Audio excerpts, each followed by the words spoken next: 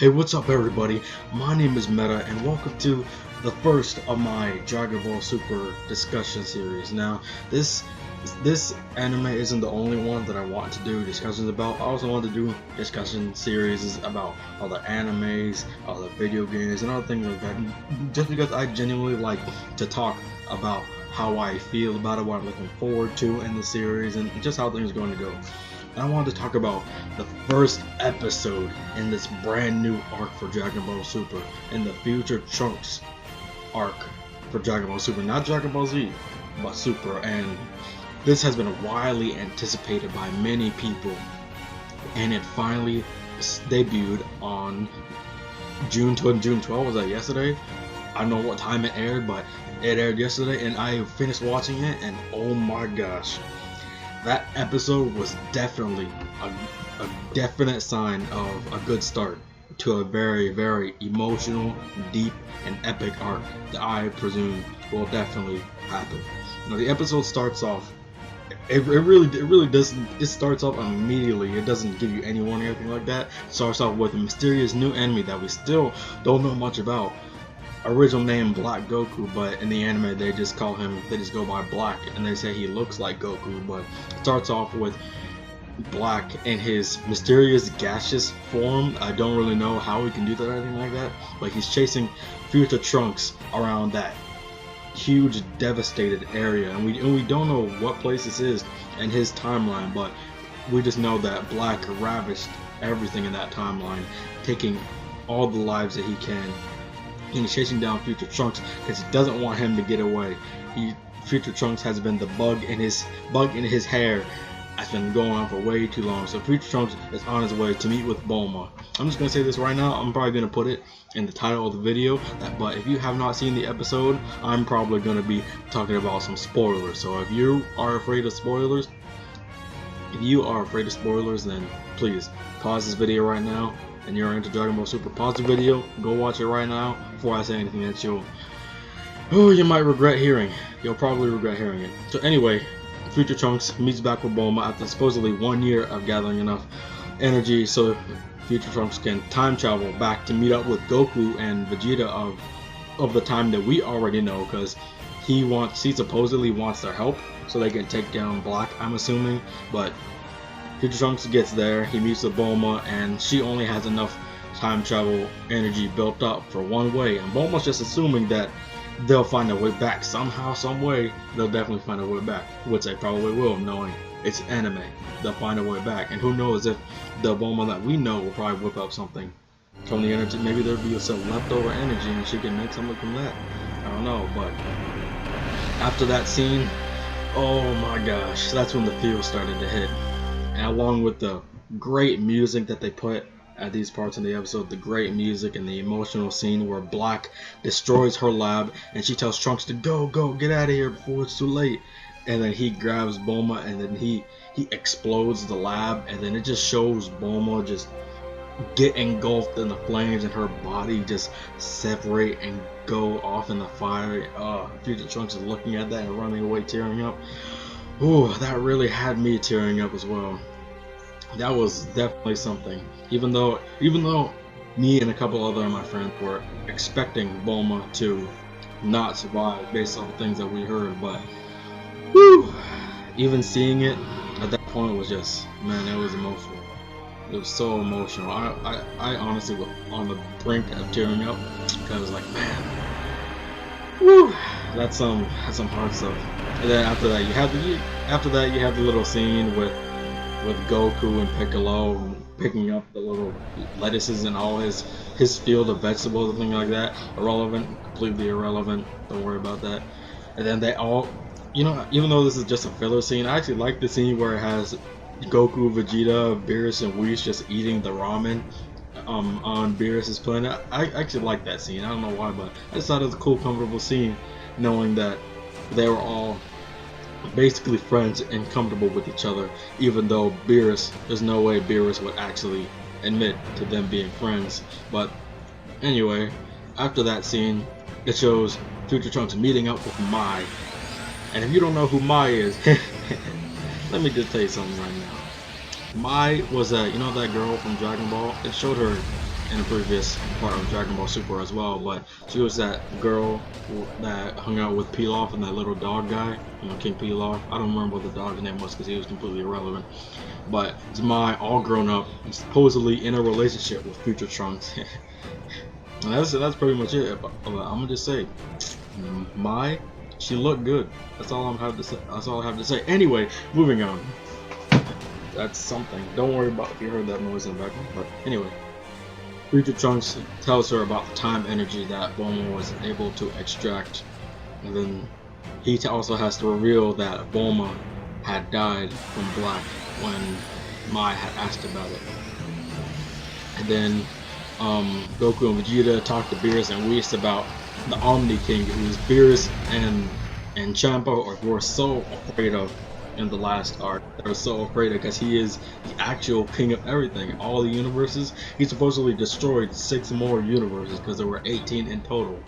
So he destroyed 6 universes just because he was in a bad mood. And if you thought Beerus was bad, then Omni King, he ain't no joke. He really ain't no joke. Anyway, after that, we had some feels coming up after that. And it had Mai and Future Trunks having a little bit of a break before they go out and try to get to the time machine. But Black was staying on their tail because Future Trunks said that he was able to sense that Black was able to sense his ki, so that if he can sense his ki, he'll definitely be able to find Trunks wherever he goes. But that's why they had to keep moving, keep going. You can just tell how Future Trunks is sweating, how he's scared and walking around carefully, that Black isn't any joke. He's not someone to mess around with. I just can't get over the music at these parts. Music is one of the greatest things I appreciate when it comes to an anime or a game. Music is so good. You can just feel the emotion and power in it, and the suspense that this is intense, that something is going to go down, that this man is a beast. He is a beast. He will hunt you down no matter where you go. It has Future Trunks confronting Black, blocking all the ki blasts, slicing them, sending them back and forth in the sky, all the explosions that take effect. Oh my gosh, that's that scene. I really like that scene. But even then, you show how scared he wasn't really scared of Black, but he was more wary of what he could do, because he definitely knew he wasn't any match. And then, oh my gosh, the next scene after that, when Mai offered to be a decoy for Future Trunks to get away, I was like, please, don't do this to me. Please don't do this to me. Oh my gosh, and they definitely did it. Mai acted as a decoy for Future Trunks, shooting her little shotgun. I don't know what that was, but I wasn't bullets coming out of that gun. Like an idiot, she stands right there and gets blasted by Black. She gets blasted and her body goes flying, and I was like, no, you can't do this. Please don't let her be dead. Please don't let her be dead. And then she was dead. She had no last words or signs or anything like that. Future Trunks was stunned, just holding her in her arms. I didn't know what to do. I was like, man, they really did that. First Bulma and now Mai too. I figured Bulma might have died, but they had another person die in this episode too. Oh man, this is definitely the start of what Akira Toriyama had said that he wanted for Dragon Ball Super. He wanted there to be a more suspenseful and a dark turn to this series, because he wanted it to be darker, and he's definitely delivering that with the new enemy Black, as it reveals his face, his clothes at the end, shows he looks exactly like Goku. What everybody's talking about with Black is, why is he wearing a Patara earring?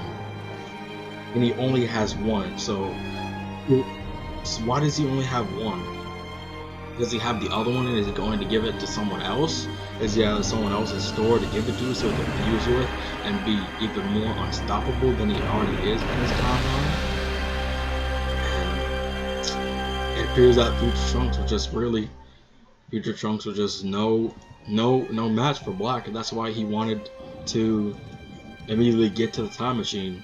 And then Black is just chasing after them over and over, not letting them escape. But in the preview for the next episode, it seems that Future Trunks did end up going to the timeline, and it just shows Kid Trunks that we know. He's just shocked, he's stunned, because back in Dragon Ball Z, in the Cell Saga, when we had seen Future Trunks for the first time, Kid Trunks and Goten weren't even born. That was like 7 years or 6 years. Actually, that was a year before Trunks was born, actually, so it was right before that. So he didn't even know about Cell.